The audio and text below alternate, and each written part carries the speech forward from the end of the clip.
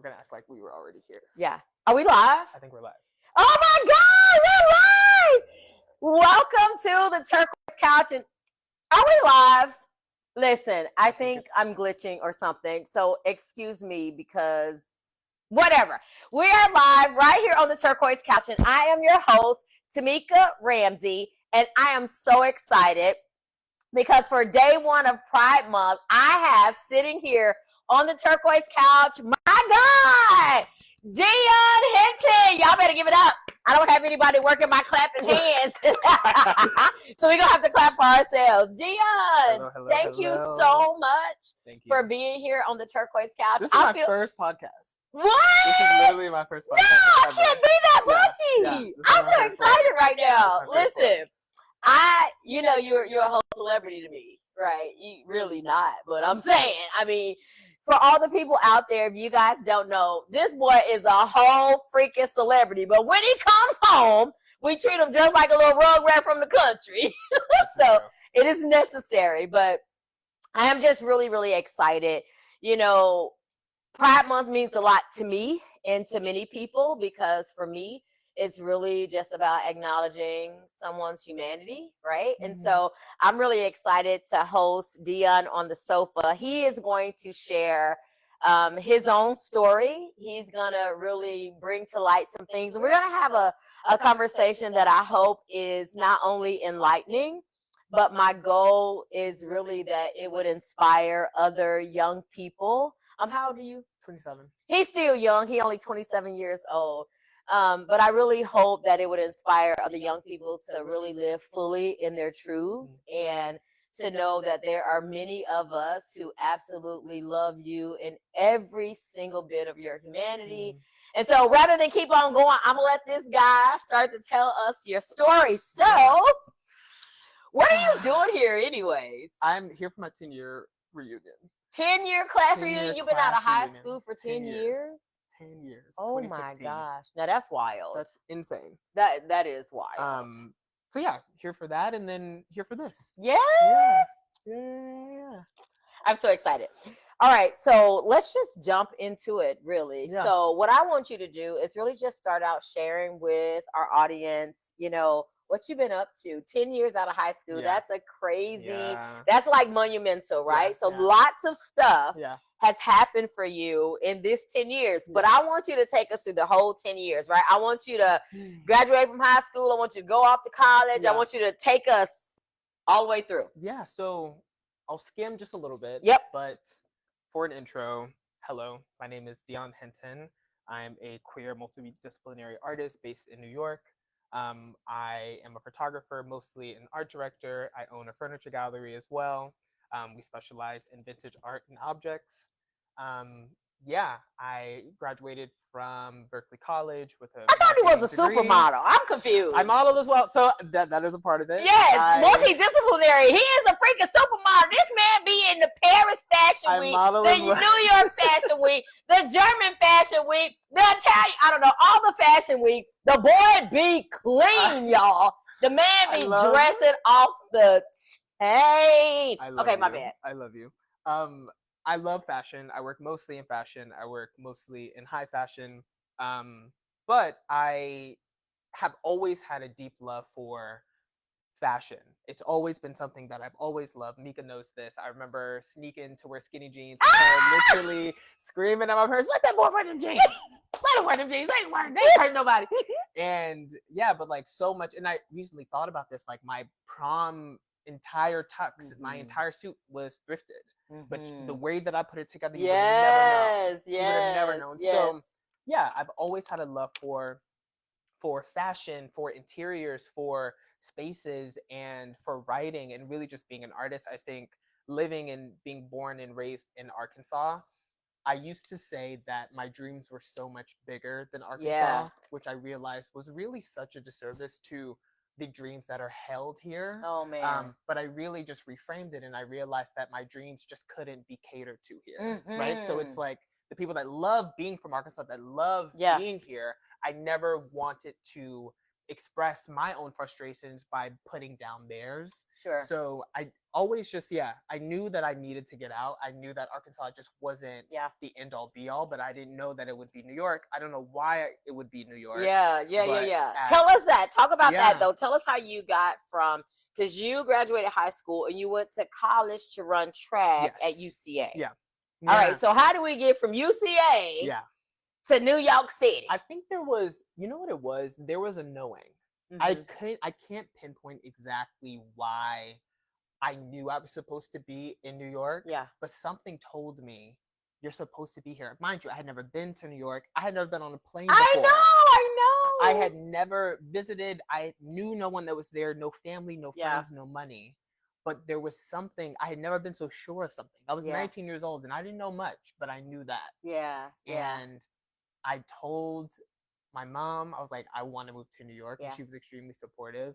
I told Coach Unger, who at the time really was more of a mentor to me, and he was like, you sure you don't want to just model in Fayetteville? Like, you don't want to just model Arkansas? I was like, it's deeper. It's like so much bigger than that. Yeah. And I think overall there was just such a divine plan for me that was much larger than I could even ever imagine. Yeah. And I got to New York, struggled. Yeah. So, I mean, extremely hard. Listen. Hard. I remember that I was telling Deon, I thought he was lying to me about going to college. So every single time I would talk to him on the phone, I'm like, send me your grades. Because, like, how you doing in school? Yeah. He'd be, oh, I'm doing great. I ain't seen no transcript. And I just remember being so hurt because it was graduation. Yeah. And Graham and I are coming to New York to look and give you chills to come to your graduation. And COVID shut the whole world down. Yeah. And I just felt this intense pride. Like, I'm going to start crying. So much pride in what you had already done. Yeah. You know, number one, I remember, I'll never forget this. Your mom was at my house and she was in the back and I was antsy because I wanted to say to her, I knew I wanted to tell her not to let you go to New York until she had a conversation with you about being gay. Yeah. And I just remember having a conversation and saying, you know, it would be a shame that he would have to move away from here. Yeah. You know what I'm saying? Because at that time, I don't think, we certainly didn't understand the why. But for me, I really just thought that Northwest Arkansas in general, was just too close-minded for the space that you were in. Yeah. Just trying to navigate the space. And I just knew, you know? Yeah. And I remember your mama was so funny to me, baby. She was like, we had that conversation. I said, okay. All right, then. Yeah. Like, okay, because I'm not about to argue with you, right? But you went anyway. Yeah. I think that's the thing. I think a lot of people at the time of me coming out associated me moving or leaving Arkansas with my coming out, but I think that also goes to show the minute ability to actually see me in that moment, right? Because if you think, after everything that I've been through, to then have achieved moving to New York and associate that with my ability to come out, you've missed the picture. Yeah, for sure. You've missed the entire thing, because I've had tons of people say that, oh, you just moved to New York to come out. No, I moved to New York to stop surviving. Yeah. I literally lived here and I felt like I was just surviving. Oh my gosh. And I saw a chance to live, finally. Yeah. And I took it. Yeah, you took it. Yeah. You took it. I took it. Like you didn't just take it. Like you took it. You know? Yeah. So back to graduation. I was so heartbroken that we could not go to graduation. But I remember just kind of that moment, like, so now what? Yeah. You know what I mean? Yeah. Talk about that experience. Because I remember having the conversation. It probably was Christmas time or something, like, what are we going to do now? Yeah. You know? Yeah. But I think by then you were modeling. You were about to get an agent or something. It was like, I'm like, is this too, like, you a Calvin Klein model or something already? Yeah. So by the time, while I'm in school, as Mika mentioned, there was so much happening that obviously it did not seem, there's no way that I could have also been carrying 5 courses, Uh-huh. a full-time school, Uh-huh. as well as having a career I thought in he the was lying, making. y'all. You really I did. did. You really did. I really did. And That's why I need to come to graduation. I'll never forget when I posted my final grades. I was like, I hope she sees this. I hope she sees this so she Got should to. know. Yes. But throughout me being in school, I was working 2 jobs to put me through school in real time. So like I was working at Urban Outfitters in Bloomingdale's selling moving picture frames. Yeah. Like to pay, and like all of the money I would get paid went straight to my tuition out of pocket every single time. Yeah. So much of that experience taught me that there's a lot that has to be understood about grit, but also about patience. Okay. I learned so much about patience in that experience of, one, going to school and finishing was really so much more about my mom. Okay. And allowing her to have part in an experience that she never got to partake in. Yeah. You know what I'm saying? Yeah. So like me graduating, as much as it filled me, right? I've loved school since I was a baby. I've always loved school. Every time we would go to a doctor's appointment, she pulled me out of school. Yeah, you mad? You taking me out? You taking me back to school? At the end of it, she's like, "Boy, it's 3:00. You get out at 4. Sure. I need to go back." Yeah. I love school. And again, for her to maybe not have had that experience, to me meant that there was a much larger picture at me being the first graduate in our family. Yeah. So from that point on, I knew that education was important, but I also knew that it wasn't the end all be all, because I also started to see my dreams materialize that were outside of my degree. Yeah. And that to me was like, wait. Yeah.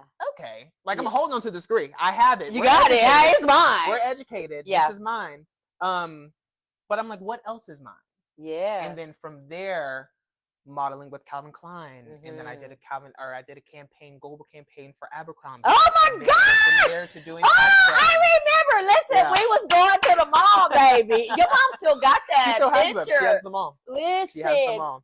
Look, my hair is standing up. Oh my Lord! I just remember going to Abercrombie. What is it? Abercrombie. Abercrombie. Whatever. Y'all know what I'm saying.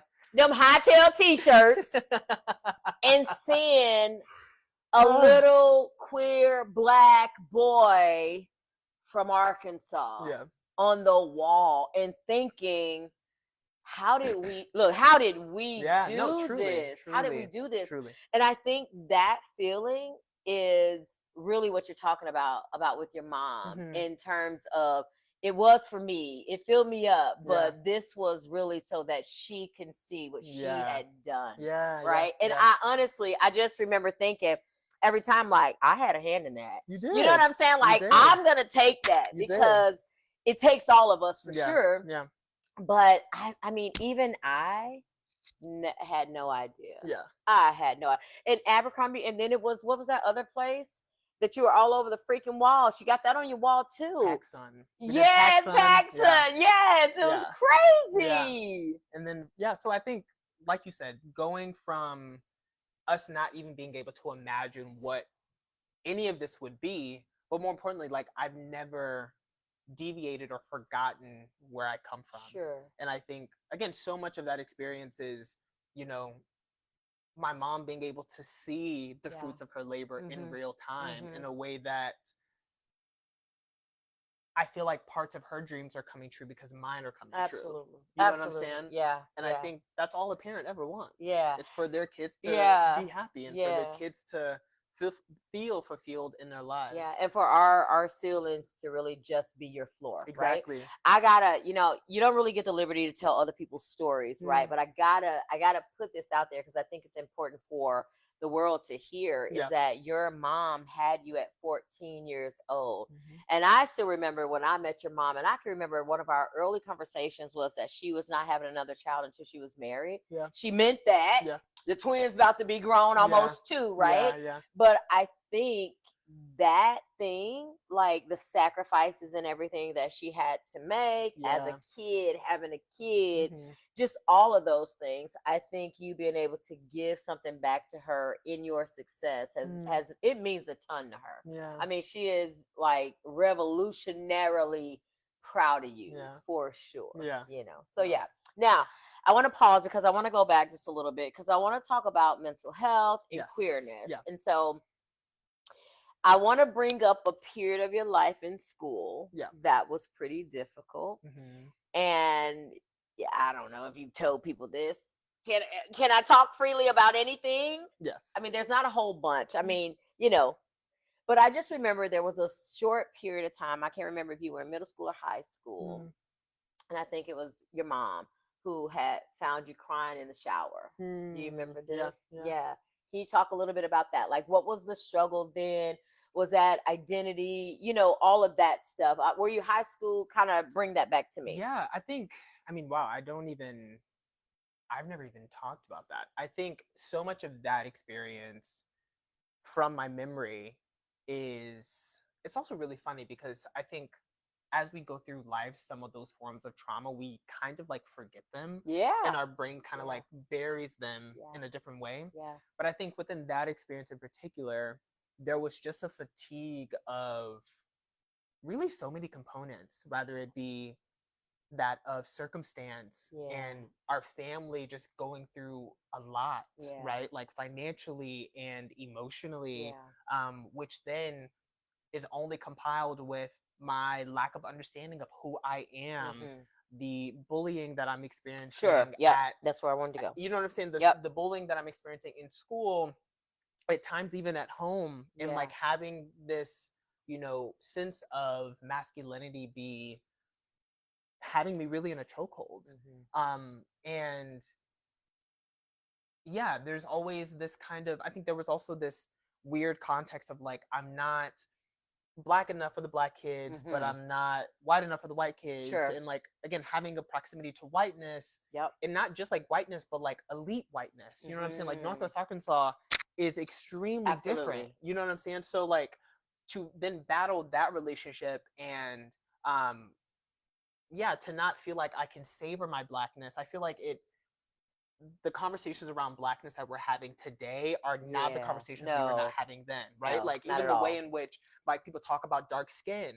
You know what I'm saying? Like if we were talking about a dark skinned girl in 2012, we would the verbiage would be completely different. You see what I'm saying? Completely. So it's like the ways in which I think there is now a progression towards celebrating blackness in all aspects. I think queerness is also seeing a really beautiful attribute to that conversation as well. Sure. Right? Because before I'm queer, I'm black. Yeah. At the end of the day. Period. So it's like if one is being celebrated, then the other has no choice but to kind of follow suit. Yeah. Yeah. So yeah, I think so much of that experience of her finding me in an extremely just like vulnerable and tattered state was really rooted in, I think I just hit my ceiling. Yeah. I had literally hit my ceiling of like, I don't know what's going on. Yeah. Like at all.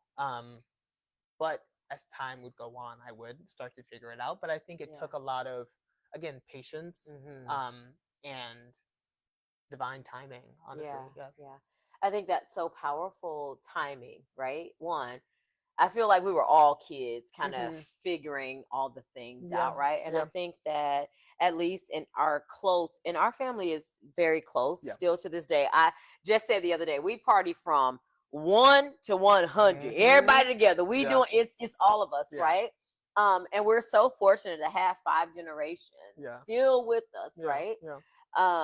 But I think the timing of all things is really important. And when I think about all of that and all the timing and watching the dynamics also in the family change around who you are, can you talk a little bit about that? I don't want to get too much there because we don't want to tell everybody else's story. But I think that the evolution in the family where that kind of what I felt was an unhealthy expectation of masculinity. Absolutely. Right? Yeah. When I began to, we had some battles in there. Yeah. But I saw things starting to shift. Yeah. And can you talk a little bit about what that felt like when the shift started to happen? Yeah, I think for me, the shift kind of came about when I was one continuing out of college and then coming into adulthood, coming into a sense of like insane independence, Yeah. right?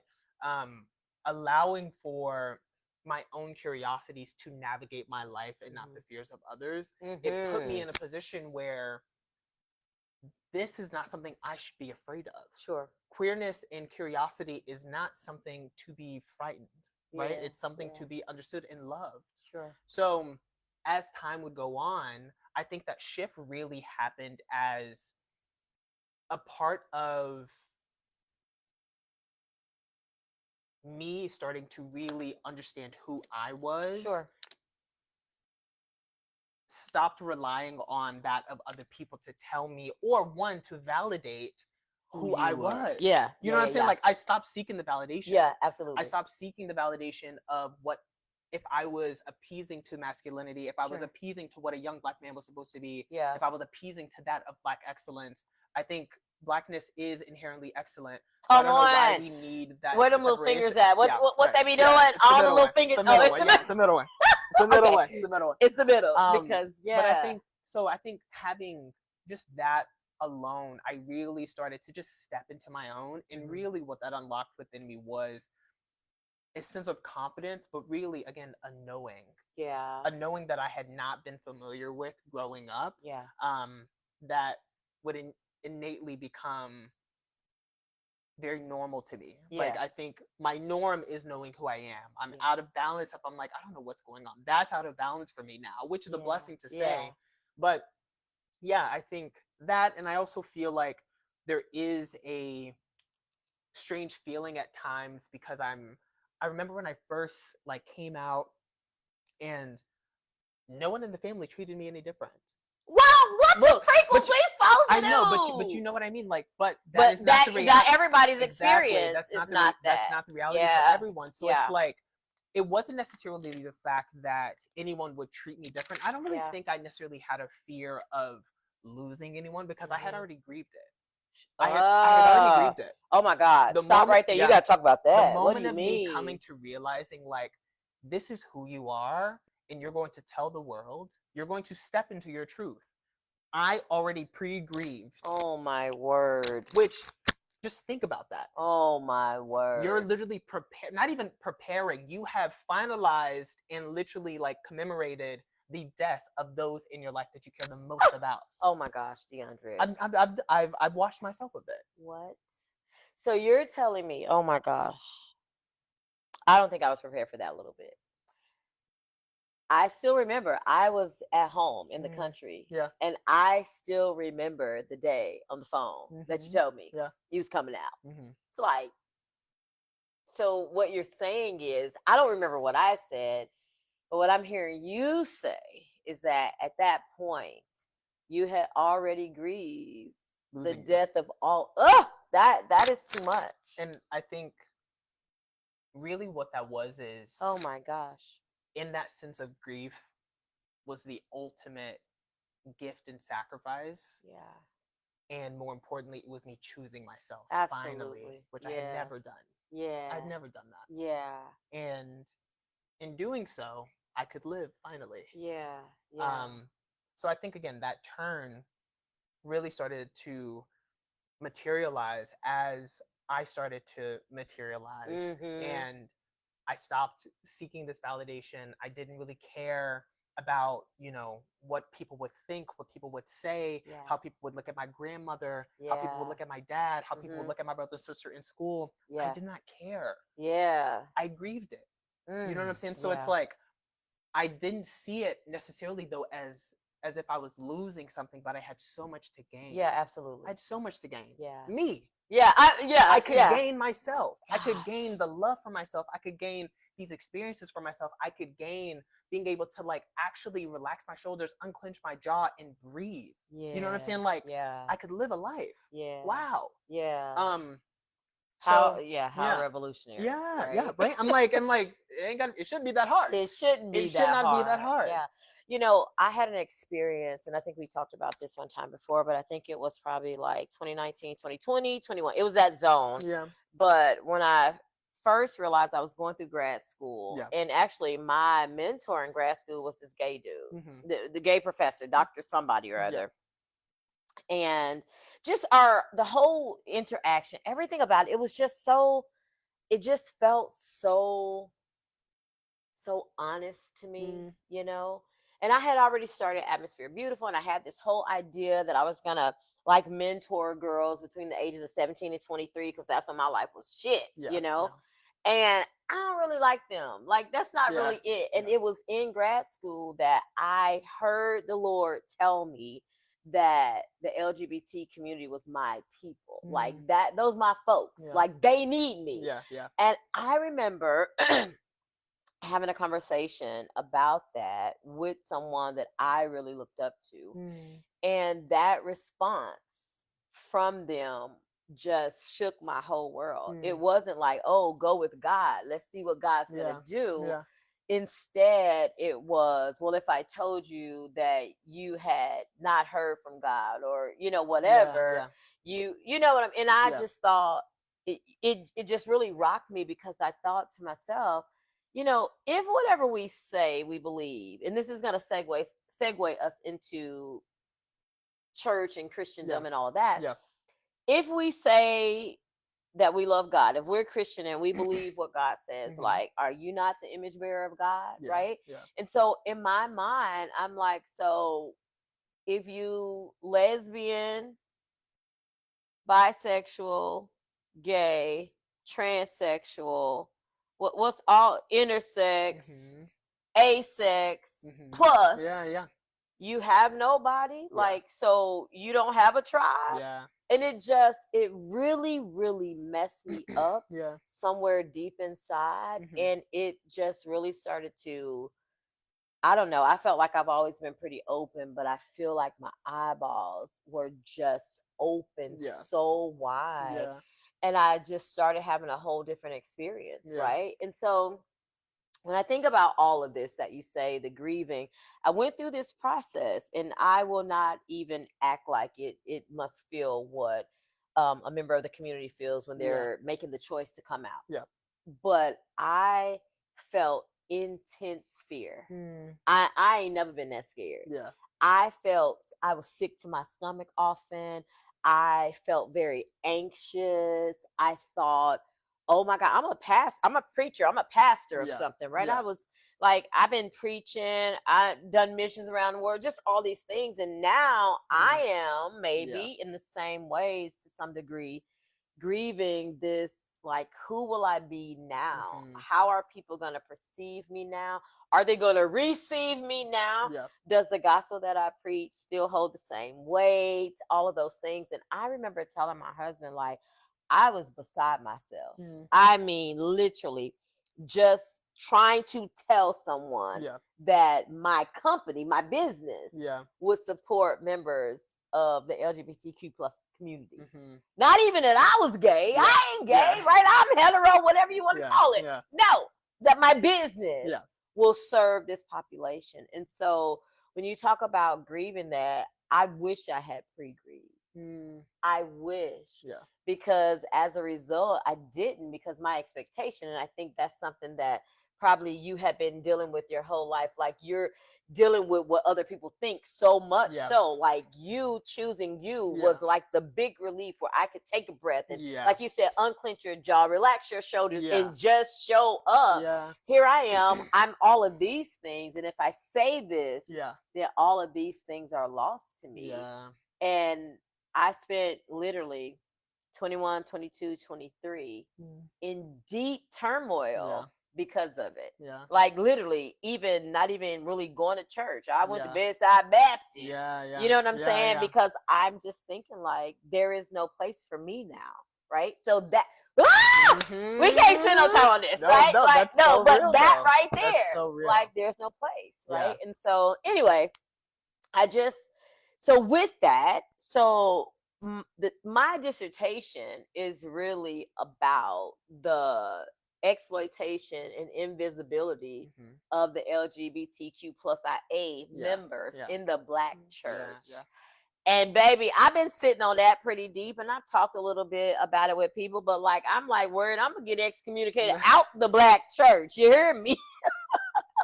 I mean, I don't know. I'm gonna start my own unchurch or something, right? But that is a real thing. So I just wanna I'm gonna get off of that, right? That's another conversation.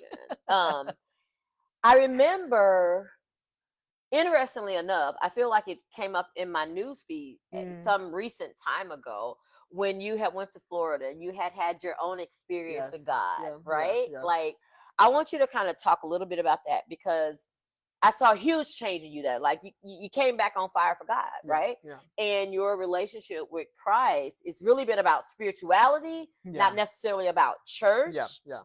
And I think that taught me something too, Mm. during that time because I was very church, Yeah. very church oriented, doing Yeah. all the things and really learning and seeing what spirituality looked like versus what going to church looked like. Yeah. Yeah. That was helpful for me. But one of the things that I'm often curious about with queer folk in general is how you reconcile Mhm. your relationship with God and what you were taught because Yeah. you were Yeah. taught just what we were taught. Like, I know Mhm. you ain't gay, boy, Yeah. Yeah. right? Yeah. And how there just haven't historically, in the Black church Yeah. Yeah. specifically, been a space to love Jesus Mhm. and to also be queer. Mhm. So, can you kind of, that's a lot, but you know Yeah. what I'm saying? Yeah. So I think one, I can speak to my experience because Sure. obviously, again, we all We're not a monolith. have different Sure. experiences. I feel like one, going back to me going to Florida, Yeah. getting baptized, like Yeah. that entire experience to me was really profound because I feel like coming back from that trip for so many reasons altered the way in which I navigated the world Okay. in a way. Mm-hmm. I think due in part to the fact that that was my first time, I'm pretty sure, like out of the state as Yeah. well. So Yep. first time going to Yep. Florida, first Yep. time seeing the ocean. Yes. But also like I so vividly remember the entire experience leading up to the baptism. It was this like it felt like a movie. Like I can Yeah. so vividly remember the blue hour of us crossing through like Yes. plain fields of like just like wheat and grass and like the cool I literally remember it all so vividly. Um that experience taught me that I did not necessarily have to depend on an institution in order to feel something Yeah. in this way. Come on. Right? Mm-hmm. So that was that. Mm-hmm.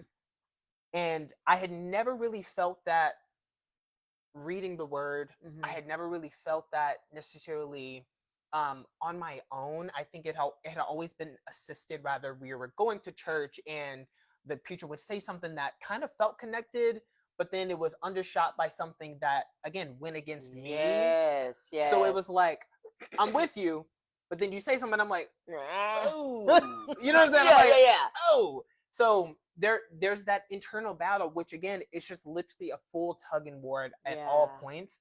And I think for me, I so much had the experience of I know what it means to be loved, and I know what it feels like. And when I am put in positions where I am having to continuously question myself, where I'm having to completely isolate certain feelings about who I am, whether they are understood by me or not. Sure. Um,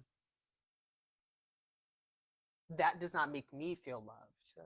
So, in the sense of organized religion and Christianity, there were just so many constructs that felt like caveats to who I was destined to be regardless, rather than to be celebrated and loved and poured into and uplifted.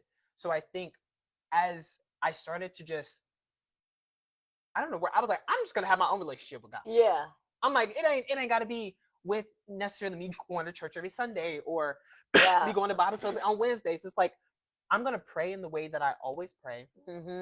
And I'm going to like ask for help when I need help. I'm going to give thanks when I need thanks or when I want to give thanks. Yeah. And like, I'm going to continue to implement in which I have always done so as a child, Yeah. but without the pressure of feeling like I'm wrong. Yeah. Just for simply existing. Ah, we gotta talk about You know that. what What I is mean? that? Yes. That is, what I is- mean, I think it's just deeply rooted in oftentimes the church's hatred for queerness. Yeah. And I think the misunderstanding of what the Bible actually says about homosexuality, right? Which is a whole different. I mean, listen. Can we come back for another? We gotta come back It's again. That's a whole different conversation. So it's like, again, you have to then understand that, like, as you said, once there's an understanding of identity, it's crazy because like the moment that you gain identity, you lose access to love. Oh my gosh. Oh my gosh. Isn't that insane? Oh my gosh. Oh my God, I finally understand who I am, and I love who I am. And in the same breath, you have lost ultimate love, which scars so many people. Correct. In church. Yeah. You see what I'm saying? So, and that is this, I think that is so much of the breadth of the divide. And I don't think, and I will say this too, I don't think that it's every church. Sure. I don't think it's all churches, and I don't think that it's all pastors. I don't think it's all preachers. Yeah. I think it is a majority, and I think it is a majority of the Black experience as well. Sure. And I do think, though, that is also culturally. I think culturally we take that on, so then spiritually we take that on. Okay. So I think, again, so much of my experience has been just navigating my own relationship with God, unobstructed by any man, you know what I'm saying? Yeah. Like, the way that I see it, I'm a walking testimony. Yeah. Literally. Yeah. A walking and breathing testimony. Yeah. So for me to not understand, or for other people maybe to not understand, that God has had his hand over me this entire time. Yeah. That is so much more on you than it will ever be. Oh, yeah, for sure. You know what I'm saying? For so sure. Like, for me, at that point now, I can hold sorrow for you because you don't see it the way that I do. And that's okay. We can see this completely differently, right? But as we would go to know, I have no choice but to love you, even in that same breath. Yeah. It may not be mutual. Yeah. You may not agree with me. You may not like me. You may not see it for me. You may think that I will burn in hell forever. Whatever that is, I still love you. Yeah. Right? And it is the power of that level of acceptance, the same one that is, again, the power of being able to grieve before you have even met the loss, right? It's the same one that I can still tell you I love you, even if you don't see it from me. Sure. I want to read something. So this is Black, Gay, British, Christian, Queer. This book messed me up. I read so many books about the Black, gay experience, really the queer experience in general. Yeah. And then I started to look for specific Black things, right? Because I'm trying to get an understanding. I know what I think. Yeah. You know, I've been in church as long as I can remember, right? And there has never been a place for queer people, right? Yeah. And we know that in society, it's kind of in vogue to be lesbian, right? Yeah. That's more palatable for us, right?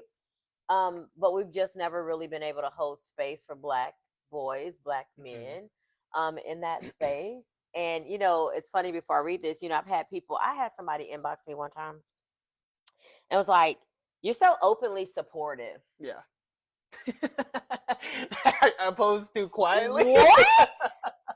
If you're quiet, you're not supportive. But I'm just saying. I mean, listen, I had a whole conversation with somebody like, "Bruh, you're either racist or anti-racist. Amen. There's no middle. Amen. I'm either a supporter or I'm not." Right? There is no middle. No. And I think for me, it's very important that nobody ever has to wonder where they stand with me. Yeah. Now, like you said, you may not agree. That's fine. That's your business, right? But nobody is going to have to wonder where they stand with me. Like, and here's the thing. I am Black female, obviously, but I'm also Christian. Mm-hmm. I'm also pastoral. I mean, I preach at a Yeah. church and all the things. I'm also heterosexual. Um, and yet I am deeply committed to the humanity of every person. I don't care how you identify. That Mm. ain't even none of my business, right? You are an image bearer. And so, people ask me, I don't know. Let me say this to the camera. I don't have it all figured out. I don't know. I don't know, but this is what I do know. The Bible says this: to love God Mm-hmm. and love your neighbor as yourself. That's it. Yeah. Right? All the rest of that stuff belongs to God. Yeah. I am not responsible for any of that. Yeah. I don't spend any time debating. I don't have the conversation of, oh, you think people was born that way or not? I don't know. But this is what I do know. We had a unique conversation, me and some other people. And the conversation was during the time when the SCOTUS decision for same-sex marriage. I can't Mm-hmm. remember exactly, the Marriage Equality Yeah. Act, I Yeah. think it was. And Bruce Jenner Mm-hmm. had then made it public that he now wanted to be known as Caitlyn Jenner, Right. Right. right? So we were having this conversation, and I just thought, man, we are wild. And this is with a group of Christians, Mm-hmm. okay? And it was just really interesting because I literally said this. I'm like, I got a friend that we still call Shitty Boo. I am 51 years old. At the time, I might have been 46, 47. I don't know. Yeah. We still call this guy Shitty Boo. Yeah. We call another friend Kool-Aid. Yeah. I mean, I'm thinking like, we will call you what your granny. Yeah. Her name is Deborah. Yeah. The world calls her Grandnanny, Mickey. yeah. Yeah, Oh, yeah, how? yeah, Your yeah, grandma, yeah, not yeah, your yeah, great grandma, yeah, yeah, your grandma. yeah. Like Mickey. Yeah. Where did Mickey come from? Yeah. Because we call people whatever they want to be Yeah. called. Yeah. And I can remember having the conversation about people in the use of pronouns, for example. And I'm like, I'm just tripping, first of all, because I do not understand what Yeah. this conversation is even about, Hmm. right? And I remember you kind of helped me understand. I remember I asked you, like, how do you want to identify? And you Yeah. was like, I don't. Yeah. Now I'm messed up Yeah. because I'm really trying hard Yeah. to understand all of this stuff, Yeah. right? Yeah. And I'm like, so okay. And then I sat with it for a while. And I can remember I had a client in therapy, and their pronouns was they and their and them, right?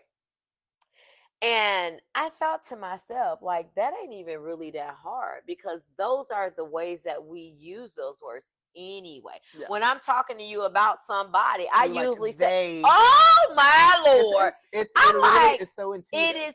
I'm like, who they did? Yeah. Who is they? Yeah. We don't Yeah. know. No. Yeah. And it was so clear because when we didn't know gender, when we didn't know, we always use those terms. And Yeah. I thought, how did we convolute this so bad and turn this into, well, this doesn't make sense and I don't get it. I'm like, but we use those words Yeah. all the time, Yeah. right? Anyway, I'm kind of off on a tangent.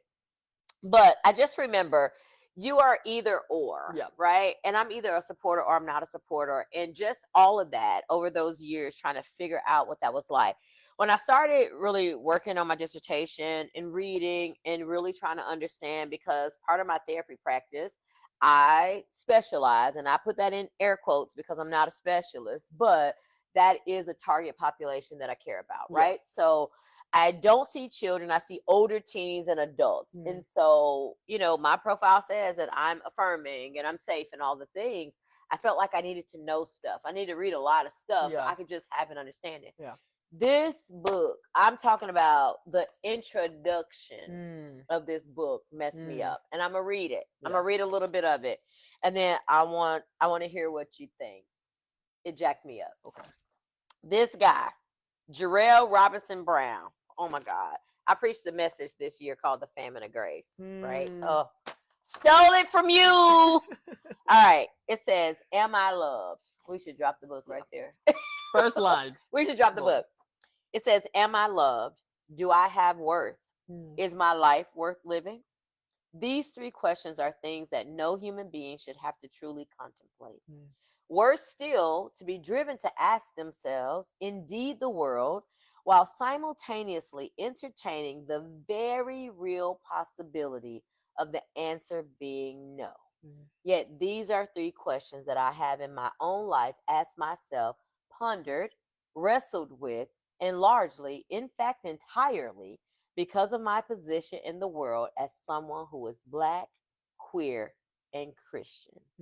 I suppose, in part, much of what I think renders a book like this necessary is the fact that when I and those like me have asked these questions, the Christian community and our own African Caribbean culture, as well as all that surrounds it, has regularly failed to help us answer them in the affirmative if we have dared to utter our truth.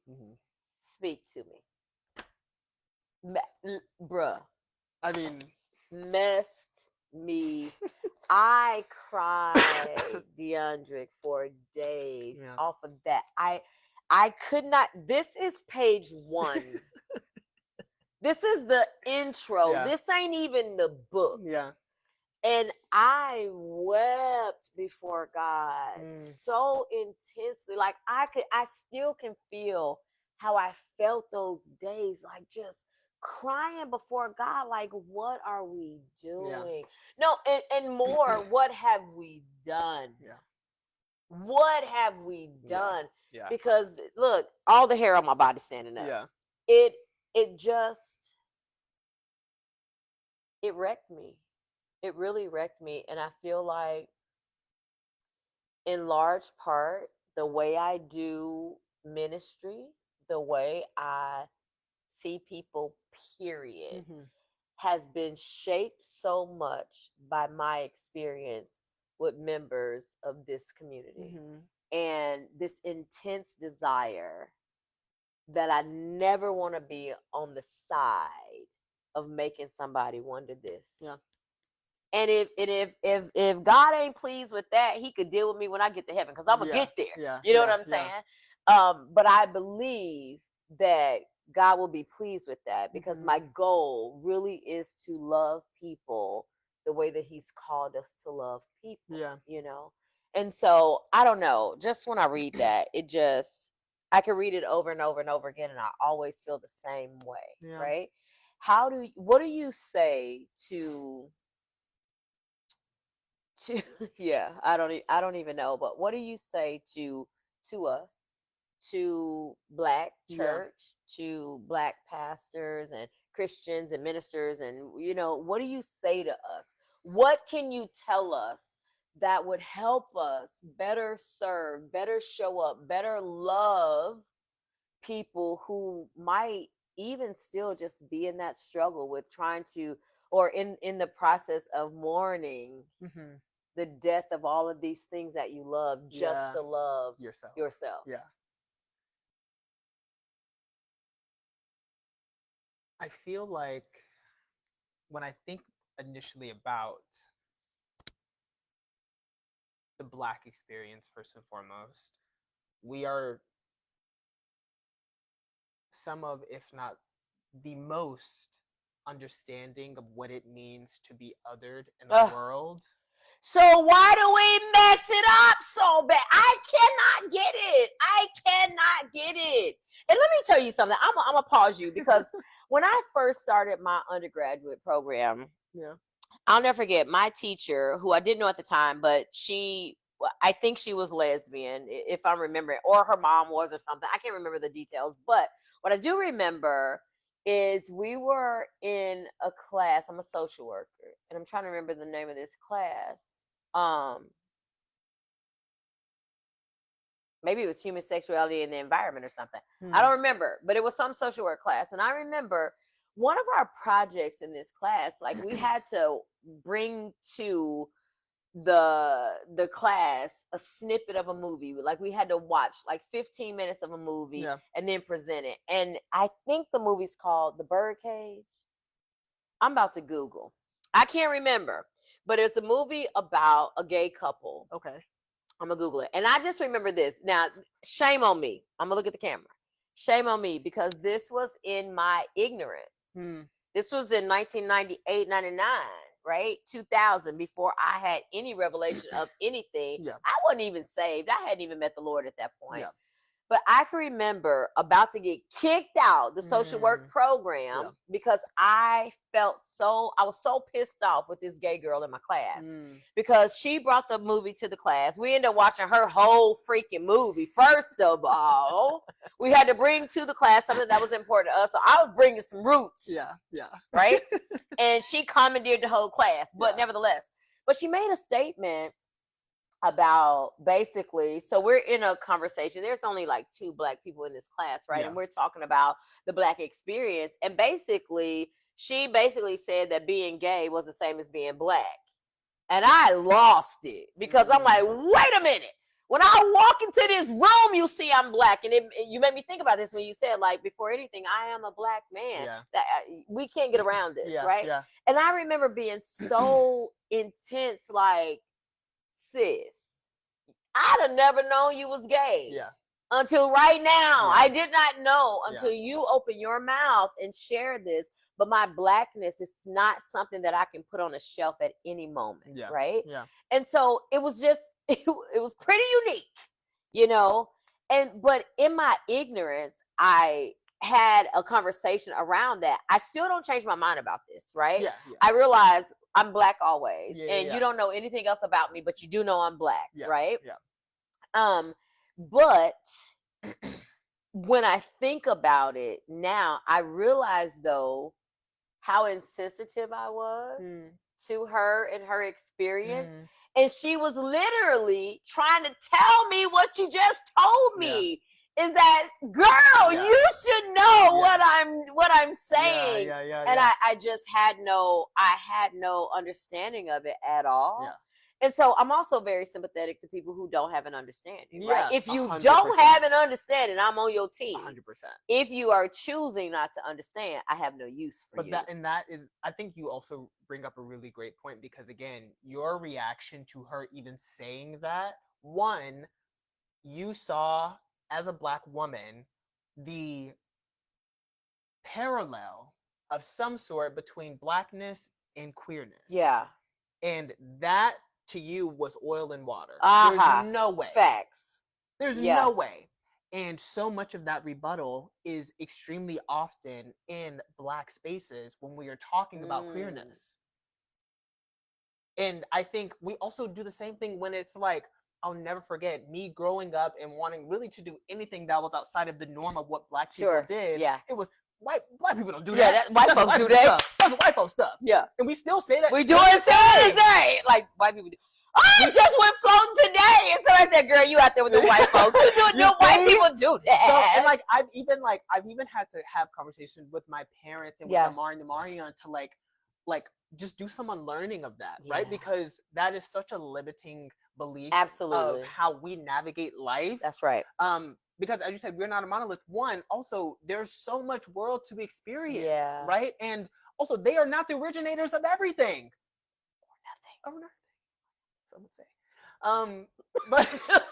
But really, I think to that point again, so much of that experience when it comes to, you know, talking about, again, Blackness and queerness, the initial rebuttal is, well, those don't mix. Yep.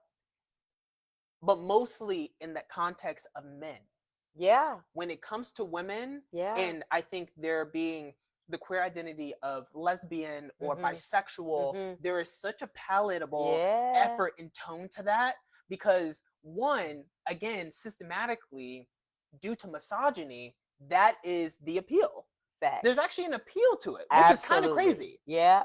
Yeah. But only to a certain degree, because don't let the woman be masculine presenting. Correct. Don't let the woman be, you know what I'm saying? Correct. Like if she's like, you know, extremely within her femininity and again, just like exploring and having fun, you know, the patriarchy is going to see that as a form of like, there's an appeal to that. It is. Versus if there is a queer man, me being a queer man, walking into a majority of Black spaces, we are not greeted nowhere near the same. No, not at all. Still to this day. Still in 2026. Which is insane. So, again, I just wanted to touch on that again. There is that initial that conflict internal that you had even in your class then when you were taking that course, Yeah. that is so much still really prevalent in the conversations that we're having today about Blackness and queerness. But I think these types of conversations allow for people to understand that, again, I agree. I don't think that she's fully correct, because I do still think that being Black and being gay, those are two completely different spheres. There are parallels, right? But at the end of the day, a Black gay man and a white gay man, we still have very different experiences. For sure. And I navigate that in my personal life till this day. Living in New York, one of the most culturally rich, diverse places in the world. Yeah. The way that a white gay is going to get treated versus the way that I am going to are completely different. Yeah. So again, it's again the conversation of that knee-jerk reaction of like, well, what do you mean we don't do that? You know what I'm saying? And I think again, so much of, you know, even the way that we talk within our family and the men and the way that they joke, I've had to pull people aside and be like, I don't like that. Absolutely. I actually don't like that. Like that doesn't make me feel good. Correct. And I've had conversations with my dad about pronouns. I'll never forget this. Me and my dad had a very long conversation, and you know he jokes all day long. But I do think in that moment there was such beauty, because there was one of the most masculine, adaptive humans I have ever experienced in my life, having a curiosity about something that was so far beyond anything he could ever imagine. And to me, that meant so much. Even if we didn't see eye to eye, even in that moment, I saw a flicker of curiosity. And that ignited something in him. And again, it was a really long conversation, but it was one that I'll never forget. So Yeah. Listen, but again, even in us having a conversation about pronouns, I think again was also a really beautiful experience between you and I, and like me feeling like you are extremely progressive and extremely like open-minded to the queer experience, but also to just that of like newness and nuance, right? Like for us to have that dialogue, you're like, I don't get it. Like I don't get it. Me. Like very like like wait a minute, I need like queer pronouns for dummies. And like we sat literally at that dining table and we broke it down. And I think again, it awoke something in you that allowed you to really to just see that again, so much of the experience is nuance. However, it is not. It's not confusing. I love that. Oh my gosh. It's nuanced, but it's not confusing. That is such a powerful distinction. Yeah. Because I think, oh my God, that's so good. I am going to use that. Like, I am going to take that with me, because it is so nuanced, but it is not confusing. It's not confusing. It is only confusing if that is what you choose. And really, that is more about an unwillingness to adapt, to enter with curiosity, right? To like, see, to and like again, I'm just refusing to. Yeah.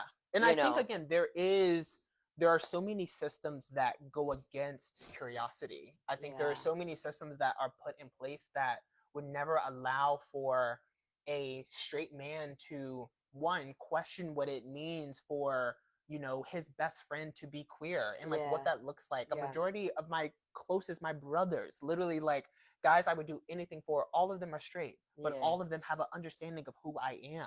Right? They understand my nuance. They have not made me feel confusing. They've never confused who I am. You know what I'm saying? Like, so that's what I'm saying. That's how I know. Having experienced the allyship that I have, because again, we talk about that as well, the robbery of Black queerness, right? Whether it's within culture, within music, within any kind of saying that a majority of your kids or your kids' kids are saying, by the clock that T, last girl, all this other stuff, that is literally Black queer culture. Come on, it belongs to you. Black queer culture. However, when it comes to the protection of Black queer culture and voices and lives, where's the same armor? There's no armor there. It's almost like what's the word we use when white people take our stuff. Cornrows, for example. Appropriation. Right? Appropriation. Yeah. So we have appropriated Black queer culture, right? Like we love it. Like we really love it, right? But we don't want to love it out loud. We don't want to say we love it, and we don't want to give the credit back to the Black queer culture. Yeah. And it's like the thing, even with like the credit aspect, it's like we know where it's coming from. You know what I'm saying? Like we see it and we like, oh, I know. I know my stuff. You know what I'm saying? Yeah. But I think so much of it is much more about it's easy to see us in these experiences as the keychain. Rather, it's like, oh, you're the gay best friend. Oh, I love. Or you're the gay so-and-so. I hate or that. you're the gay so-and-so. Yeah, that's my friend. He gay. Like, rather than, again, being introduced simply as a human, first and foremost, but then also not being seen and showcased like the same grievances that you would another brother. You see what I'm saying? Like, I feel like we go through the same, if not more, than our counterparts do, our heterosexual counterparts do. Sure. And it's like not that we're like asking you to pick or choose. We're just asking you to also choose us. Also choose us. It's the Black Lives Matters too. Yeah. That. Yeah. Like it's not either or. Yeah. It is also. That is, I mean, that's a word. It's like Black Lives Matter. When we say that, queer Black lives are so important in that, because also we have to understand that if we're not for queer Black people, Black people would not be where we are. Like, we can talk about that. That's a whole nother episode, because realistically, when we start talking about civil rights and all these things, there's just Marsha P. Johnson, Stonewall. Come on, son. Listen, I read so much of it, and I just thought, like, it's exhausting, right? Like the whole, that's another conversation for the next. That's camp out conversation or something, right? Yeah. Maybe we'll drag the Turquoise Couch to the camp out. It's so much. You know, what time is it? We can't stay here forever, but I totally cut you off when I said, "What can you tell us?" The Black Christian pastors, church people. Right? Black church, what can you tell us so that we can show up in a way that isn't contrived? Because I think that's something that I cannot stand. Like we're gonna make you the token, just like we was made the token. So we're gonna make sure that we got a queer dude on our leadership team, and we're gonna make sure, you know what I'm saying, that we're giving you this visibility. But that's tokenism, for sure. You know, for sure. I want to. That's just not who I want to be. Yeah. You know, so how can you help us? What can you tell us? I think more importantly, and as crazy as it sounds, I don't know if there is much that I or we can say, because the reality is there has to be, one, a mutual landing of a seeing the community as humans, right? First. You have to humanize who we are as well, right? Literally, like you said, so much of your practice is, you know, specializing in seeing these humans for their experience, right? You literally said it right then and there. I think there is a lot to be said around that, and the way that I see it, it's like it reminds me so vividly of Black Lives Matter. When protests were happening, all the things are literally hitting the fan. I would have white friends text me and say, "What can I do?" Literally, like, how can I show support to you? How can I be there? What should I say? What should I do differently? It's not my job to be your encyclopedia for how to humanize me. You see what I'm saying? So I think it falls very similar in that same thing. You see what I'm saying? I do. Like, at the end of the day, Black people can't end racism. White folks got to end racism. Black queer people can't change the Black church. The Black church people have to got to change the Black. Because I can tell you all day long, just see us with love, just see us as we are, just open your heart, just be. Because the crazy thing is that sounds rather familiar if we're talking about that word of God, if we're talking about that of religion. These are all things you already know. Again, it's not confusing. Sure. Because you've heard this before. Yeah. So to me, it is so much more about the internal work of you being able, one, to have the pride and confidence to choose. Like you said, either you will see us for who we are or you won't. Yeah.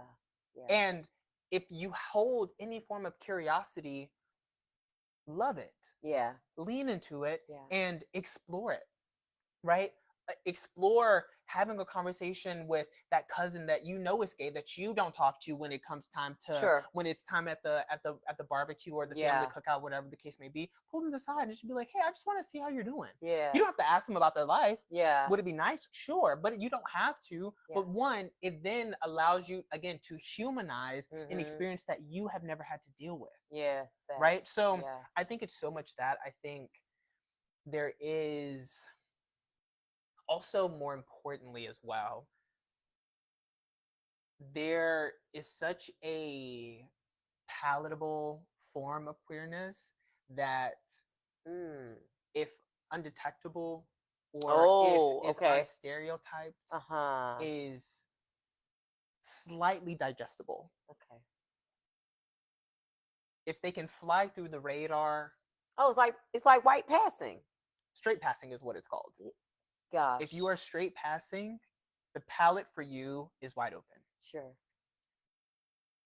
There is such harm to that though, because take me for example. I'm as flamboyant as they come at times. I'm as masculine as they come at times. More importantly, I'm a man. Yeah. A man that takes care of his family to the best of my ability. Yeah. A man that is extremely loving and caring and would do anything for anyone. I'm extremely sensitive. I just nurture those around me to the best of my ability. Sure. And I think, which is also another conversation when we talk about what it is to be a man and to be gay and to be Black. So much of my manhood has been in question because I am queer, when in the reality, I know what manhood looks like because it's been modeled after me time and time again in such beautiful ways. And it is a man that looks after his family. That is a man of his word. That's what I'm about to say. A man of character and integrity and So all of a sudden, if you slide a disc of gay in there, all of a sudden, that's all all they goes out the that window. goes, there's no way. Yeah. There's no way. So that's why no one could ever question my manhood of who I am. Oh, I love that. You know what I'm saying? I love that. You can never question. I love that. Again, I know that battle at that point is so out of my hands. It's not you. Yeah, you can't do nothing with that. I ain't got the swords for that. I don't got the swords for it. So it's so much of that, you know. He over here dropping gems, y'all. Listen, I'm taking that. What is it? I ain't got the swords for that. I'm taking that. I'm taking it. I don't have the sword for it. Yeah. So just removing the tokenization of what you deem as acceptable, because I would want you to treat me the same way that you treat an extremely femme gay person, the way that you treat a trans woman, the way that you treat, I would want, if you're going to treat them crazy, treat me the same way. Facts. You see what I'm like? Don't switch it around. Don't do whatever. Oh, because you different. You the one. But you know, you're an outlier. That's crazy. Yeah. And I've had conversations with people extremely close to us Yeah. about them holding a form of acceptance about my queerness because I'm not like the others. Yeah. And I've had to tell them. I am the other. I am also them, right? Even in your face. And you may just like bash it away like, oh, that's just my grandson. Yeah. You know what I'm saying? Or that's just my cousin. Or that's just my uncle. Or whatever the case. But I think, again, if you can so deeply love to accept and nurture and learn to protect me, the rest of my community is such a massive part of that. And you can't say that you do that to me if you don't. If you won't do it to them, if you won't even open your mind or heart to doing it, you know what I'm saying? Yeah. So again, there's this whole thing of like, you know, there's a dance that is done at times, and I see it very often, and we see through it, right? And I think that is why, as a community, we are extremely loving and caring, but we, excuse me, even in our truth, there is still a form of caution in navigating spaces, primarily and especially within Black spaces. Yeah. I'm having to wonder, am I protected because I'm successful? Am I nurtured and loved because I'm successful and Black, right? Say if I wasn't deemed as a form of success within my family or within my orbit, how would I be? If I was a mess, would I still be as accepted as this gay kid? You know what I'm saying? Like that to me has always been kind of like a question as well. Do you think that like forces you to achieve in some way still? No, I think being gay to me has, I think we are just elite. Like to be complete, no, but like to be complete. No, but like let me break it down. Let me break it down. There is so much really just at stake when it comes to the way in which we perform in any space that we are in. Academics, jobs, families, careers. So much of this is still just the Black experience. 100%. So then you add on the queer element on top of it. Now it's like, if I need to be twice as better, you need to be 4 times. I can never turn it off. For sure. I can never turn it off. So that's why I say we are innately elite. Yeah. You see what I'm saying? Yeah, and I do. I think I understand though that there are so many circumstances that put others in forms of eliteness rather than that of brokenness, because I think, but also you can be elite and broken at the same time. You sure can. You better preach up. You know what I'm saying? So I think again, it's just it's a insane thing. I've always, speaking for myself, have had a desire just to be better. Yeah. I remember saying this vividly. It was never to be better than anyone. It was never to be better than the next person. It was never to be better than my bullies. It was never to be better than the people that said that I couldn't do it. It was simply to be better than my situation. That's all I wanted. I want to be better. I'm doing this for me, better than the last version of me that existed. And if I can do that, then I've won. Yeah. You know what I'm saying? So that was really, I think, so much of my experience with wanting more for myself, wanting better for myself, which then in simply put allowed me to then be better for my family, be a better son, be a better grandson, and a better leader and a better friend and a better partner. Like I contribute a lot of the ways in which I was brought up to that. And that is also to say, I was also very fortunate to have a really beautiful community of friends around me, even in a time when I don't think I was able to see myself fully and I was confused about, you know, what that looked like for me. I'll never forget Keelan, Jamar, Kyra, Chris. Forever. They never questioned me. They never looked at me as if I was any different. They saw me as I wanted to see myself. They saw me higher than I could have possibly have ever seen myself. Like I'll never forget, we were at a party this is all alleged for legal purposes. we were in high school at a college party. We were in high school at a college party, and I'll never forget. One of the guys that was at the party called me the F slur, and none of them heard it. None of my friends heard it, but obviously he said it to me. And I didn't react back. I didn't. So much of how I felt showed up in my face. Of course. And I remember Jamar came up to me. He's like, "D, what's going on with you?" Yeah. And I'm like, "That's fine." He was like, "No, what's wrong? Like I know what's wrong with you." And I told them what happened. It's on and popping from there. And they said, "Go get in the car." Yeah. And they drugged this man about this house.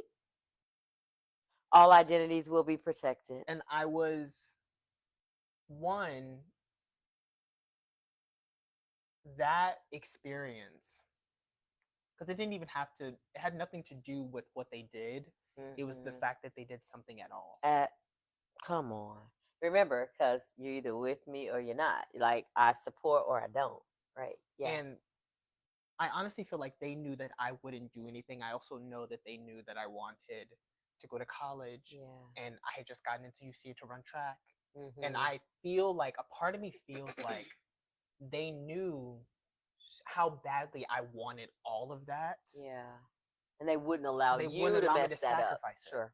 Mm-hmm. So again, it is those types of experiences within the Black community Yeah. that gives me hope, that I'm like, Yeah. I know, even you, like, Yeah. I know that we are not unlovable beings, Yeah. that we are not confusing, that we are Mhm. not, we should not feel alienated Yeah. in who we just really are. Mhm. It's not a lifestyle. I hate that. Yeah. I don't care what you do. I don't judge nobody's lifestyle or nobody's choices. First off, if I had a choice, I would not choose to like men. I promise you. Men are horrible. Horrible. It would never be. It would never be the It would never be a man. It would never be a man. I'm sorry. What? Shut up. You know what I mean? So it's like, I'm so glad you said that, because that show horrible. But nevertheless, but like, can't live with him, can't live without him. Yeah. But I think, again, I've had really beautiful experiences within our community as well, right? Yeah. It's not to only place it that the community has failed us, Sure. because that definitely is not the case. And I think it's really important to instate that, because it moves the goalposts slightly. Yeah. Right? It gives us still work to do. Well, sure. But it doesn't show or prove that we have so much more to go, or that we've never done anything, or whatever the case is. So yeah, I think there's a deep love for my Blackness.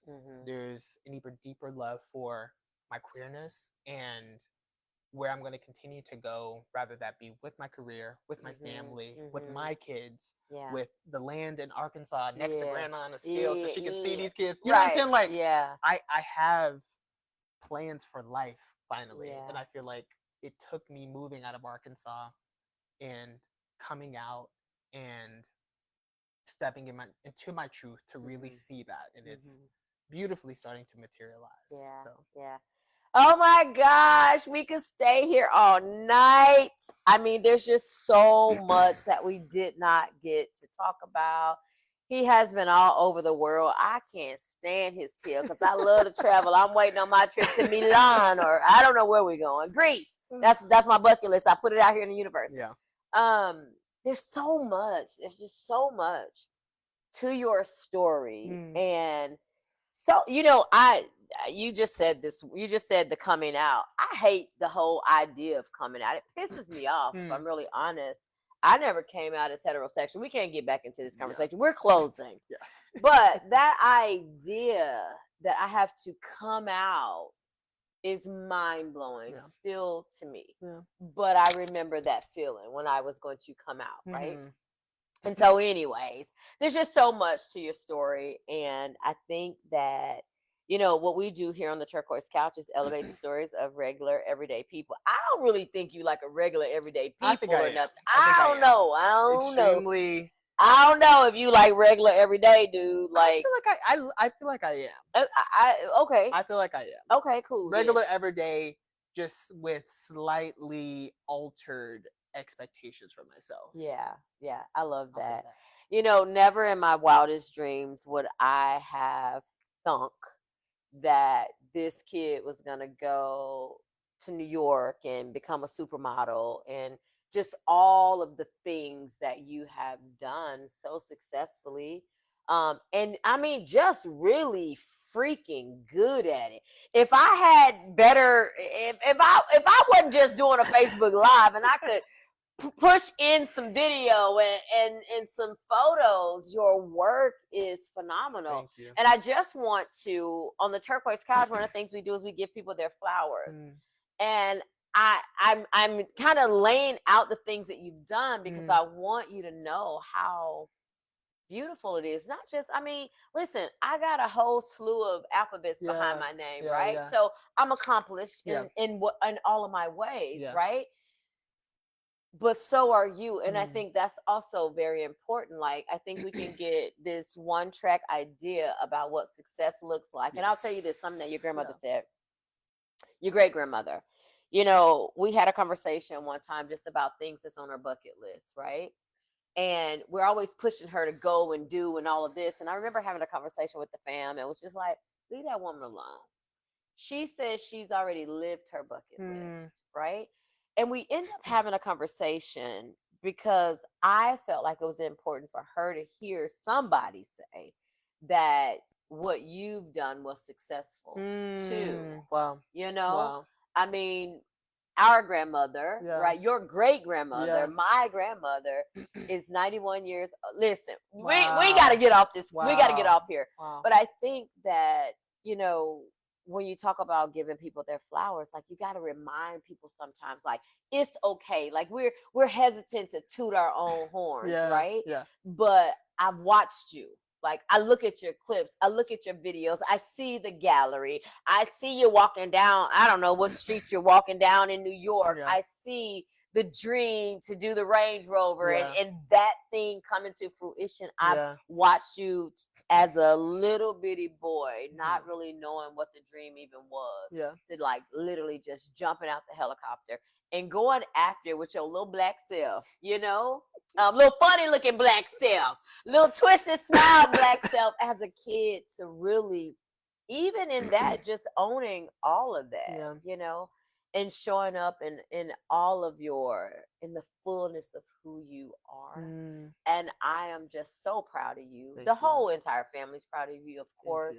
And we got a lot of crazy success stories in our families where, you know, but it's just really something to watch, right? You really are our ancestors' wildest dreams.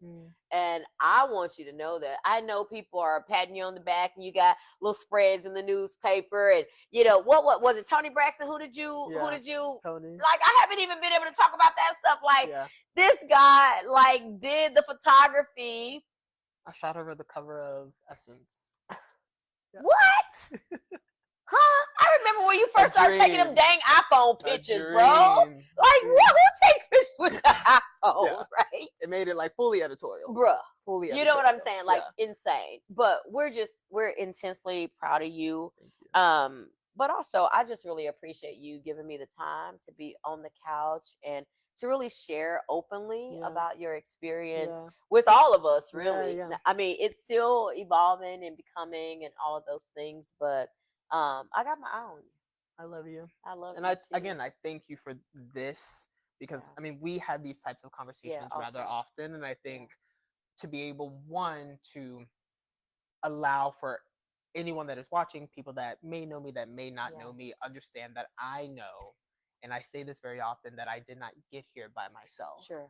Right? I am extremely fortunate to have an amazing mother that sacrificed everything for me, that had an amazing father that stepped in and really took on something that was much larger than he could have ever imagined it being, and was the best father that he knew how to be to me. Same for my mom. And for a family literally to then welcome me as if I had literally been birthed out of the whole canal of, you know what I mean, of the lineage. What? You know what I mean? Like, but to have been blessed with the experience that I have, I understand that it is not everyone's story, but beautifully it was mine, and gratefully it was mine. So I love that. Thank you so much. I love you. I love you back. I love you. I love you so much. Listen, we're going to close right here, because if we don't, we will just stay here and we will talk for hours. But I really just want, on this very first day of Pride Month, I want every single individual, if I don't care which piece of the alphabet you own, I want you to hear out of my mouth. The alphabet folks, that's how some folks, hey, we going to keep it real simple. I want you to know how much I love you, how much I believe in the fullness of your humanity. You need somebody to love you. You need somebody to hug. You want to feel accepted and seen. Come see your girl, right? Because it's very important to me that I want to make sure that people walk away from an experience with me knowing that they were both seen and heard, and that I am not just tolerating something, because it's the right thing to do. Right.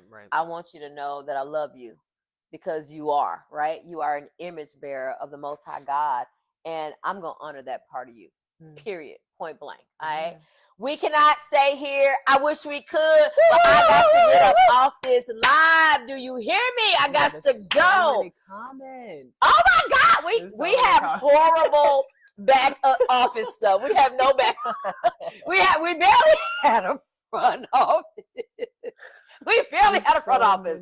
However, anyway, we're gonna hang up. You're gonna see me come toward the video because that's all I got. Thank you so much for watching. You gave us an hour and 30 minutes of your time, and it was well spent. This guy is OK Deon on Instagram. Go check him out, y'all. He be so clean. He be so clean. He be so clean. All right, we out of here, y'all. Bye. Ciao. Oh, jeez Louise.